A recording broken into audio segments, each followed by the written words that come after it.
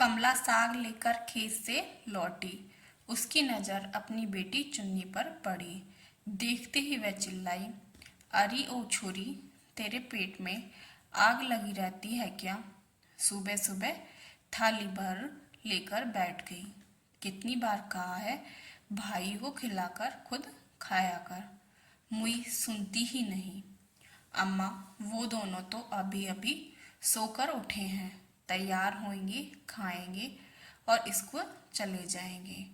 मैं मुंह अंधेरे से उठकर काम कर रही हूँ। मुझे भूख लगी है, अभी उनके कपड़े भी धोने हैं मुझे। रोटी का एक टुकड़ा दही में डुबोकर मुंह में रखती हुई बोली, अच्छा अच्छा, चुप कर, बढ़िया ही काम करने वाली।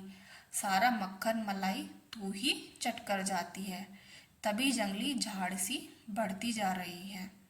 कमला साग की टोकरी एक और पटकती हुई बोली। तभी चुन्नी के बाबा कुदाल लेने आंगन आए। पत्नी को यूं झल्लाते देख बोले, क्या हुआ, क्यों डांट रही हो बिटिया को? तुम्हारे लाडले दिन चढ़े तक सोते रहेंगे तो वह भी भूखी प्यासी बैठी रहे?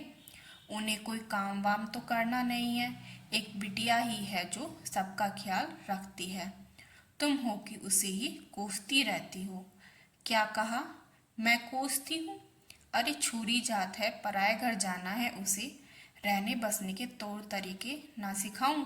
कल को ब्याह कर जाएगी, गलती करेगी तो सास ननद मुझे गाली देंगी, कहेंगी अम्मा को सिर्फ छुरी चलना ही आता था, कोई लूर लक्षण ना सिखाया। या कुछ कहो तो मैं ही। कमला अभी और भी जाने क्या क्या कहती कि उसकी बातों को बीच में ही काट कर किशोरी लाल बोले, अरे भाग्यवान, क्यों हलकान होती हो?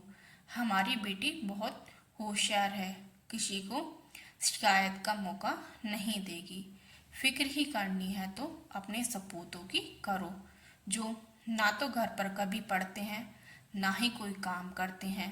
कहते हुए किशोरी लाल कुदाल उठाकर बाहर निकल गए। उनकी बातों से कमला चिढ़ गई। जब देखो बेटों के पीछे पड़े रहते हैं, जाने बाप है या दुश्मन। कहते हैं काम नहीं करते, बेचारे दिन भर स्कूल में पढ़कर घर आते हैं, पढ़ने में मेहनत नहीं लगती क्या? बेटी जरा दो काम क्या कर देती है, सारा लाड़ प्यार उसी के लिए। अरे बेटों से वंश चलता है, बुढ़ापे का सहारा होता है। कल को जब थक कर खाट पर बैठोगे ना, चुन्नी ना आवेगी तुम्हारी देखभाल करने, यही बेटे काम आवेंगे तब।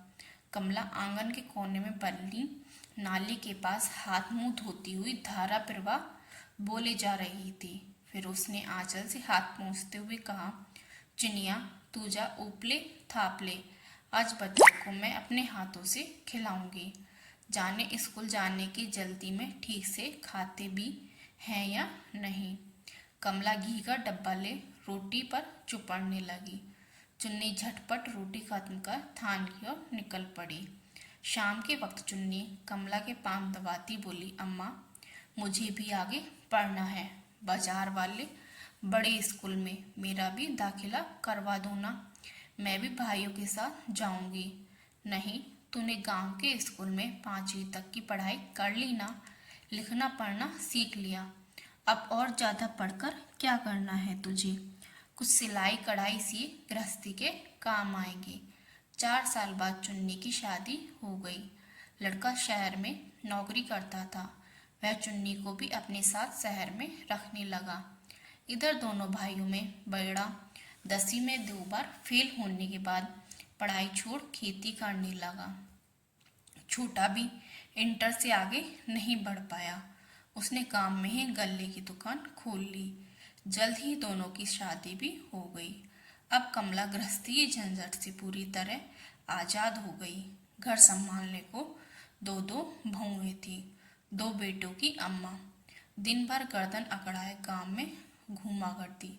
अलमारी संदूक की चाबी तो वह पहले ही बहुओं को सौंप चुकी थी। अब किसी पोते पोती के जन्म की खुशी में तो कभी किसी त्योहार के अवसर पर उपहार स्वरूप अपने सारे गहने भी बहुओं के हवाले करती जा रही थी। कमला के इस अंधे पुत्र प्रेम को देखकर किशोरीलाल उसे समझाने का प्रयास करते। कमला, यूं सब कुछ बेटी बहू के हाथ सौंप देना उचित नहीं। हमारी भी कुछ ज़रूरतें हैं। हर छोटी बड़ी ज़रूरतों के लिए उनका मुंह देखना अच्छा लगेगा क्या? स्त्री का जेवर उसकी पूंजी होती है।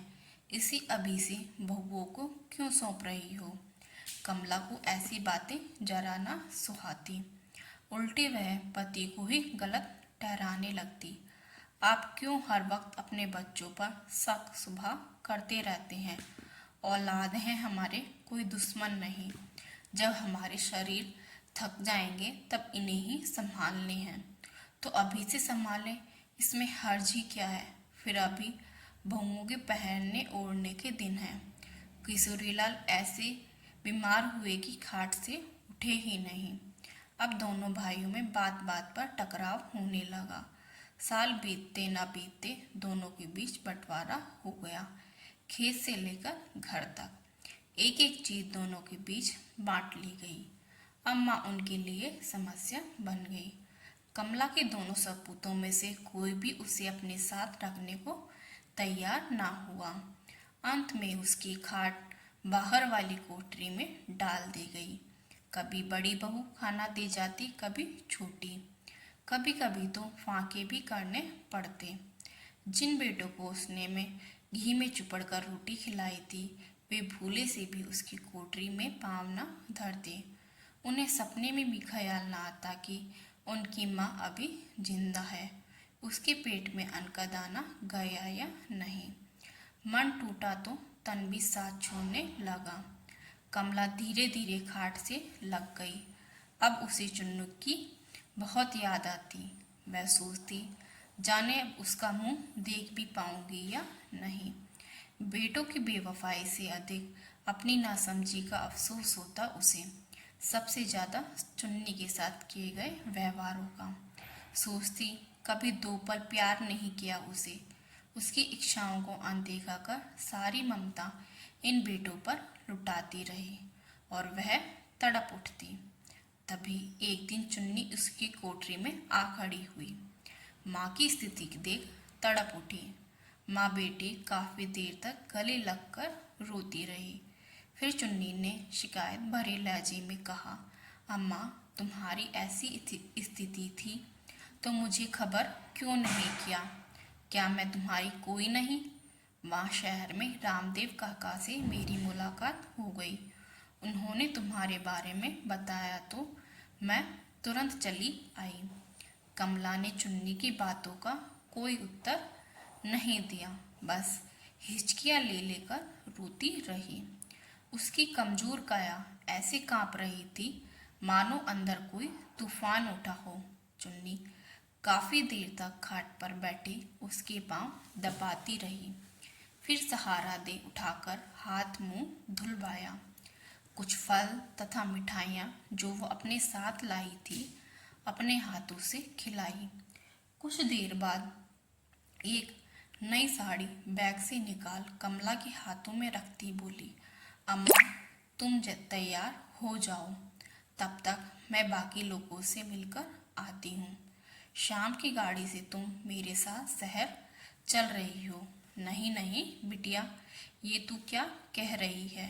मैं यहीं ठीक हूँ। दुनिया छोड़ने से पहले एक बार तुझे देखने की इच्छा थी, सो पूरी हो गई। मैं शहर जाकर क्या करूँगी?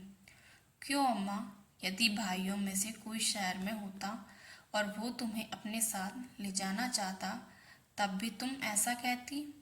तब बात और होती बिटिया। एक आह सी भरती हुई कमला बोली, क्यों अम्मा? सिर्फ इसलिए कि वे बेटे हैं, वे बेटे जो तुम्हें बोझ समझते हैं। उनके दरवाजे पड़े रहना मंजूर है तुम्हें। मैं जो तुम्हारी सेवा करना चाहती हूँ, मेरे साथ रहना गंवारा नहीं, क्योंकि मैं बेटी हूँ। बेटी होना पाप है क्या अम्मा?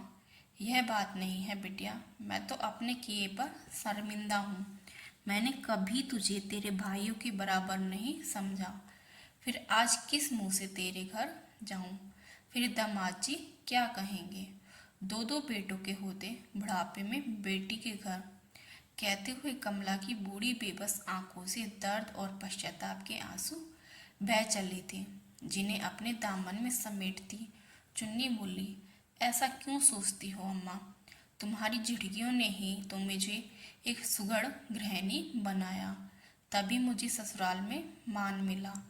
रही बात तुम्हारे दामाद की बात, तो उन्होंने मुझे खास तौर पर यह कहकर भेजा है कि सिर्फ मिलकर न चली आना, अम्मा को साथ ही ले आना। अब तुम जाने से इनकार कर मुझसे यह हक भी छीन रही हो। चुन्नी की इस बात से कमला बुरी तरह तड़प उठी। उसने लरसते हुए कहा, ना ना मेरी बिटिया ना, अब मैं तुझसे तेरा कोई हक नहीं छीन सकती। चल ले चल मुझे इस नरक से। कहकर कमला चुन्नी द्वारा लाई साड़ी पहनने लगी। अब उसके शरीर में कोई कंपन नहीं था, लगा कोई नई ऊर्जा मिल गई हो। तो दोस्तों, अगर आपको हमारी ये कहानी पसंद आई हो तो लाइक, शेयर एंड सब्सक्राइब और कमेंट करना ना भूलिएगा।